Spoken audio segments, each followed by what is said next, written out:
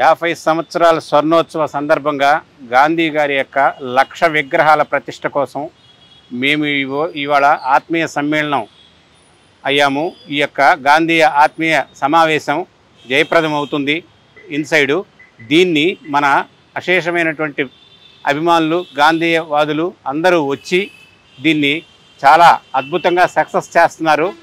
దీనికి మీరందరూ పార్టిసిపేట్ చేస్తున్నందుకు మా యొక్క అందరి తరపున మీ అందరికీ అభినందనలు తెలియజేస్తున్నాము.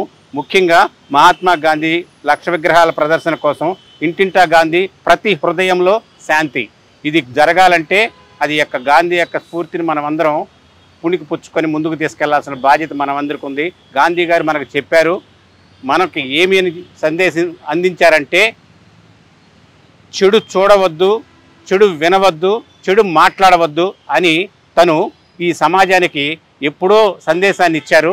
దాన్ని మనం మ్యాక్సిమం పాటిస్తే ప్రతి ఇంట మనకి గాంధీ వాదాన్ని తీసుకెళ్ళిన వాళ్ళం అవుతాము. ప్రతి హృదయంలో శాంతి నెలకొల్పే అవకాశం ఉంటుంది.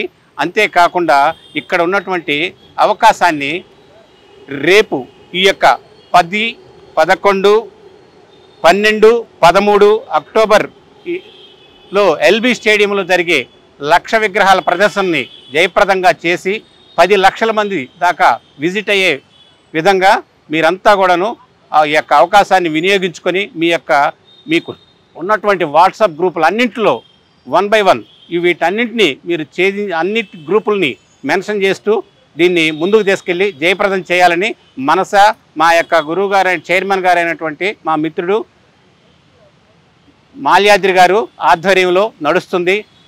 దీన్ని జయప్రదం చేయాలని మనస్ఫూర్తిగా కోరుకుంటూ నేను ఈ అవకాశం ఇచ్చిన ప్రతి వాళ్ళకి సెలవు తీసుకుంటున్నాను. జై గాంధీ.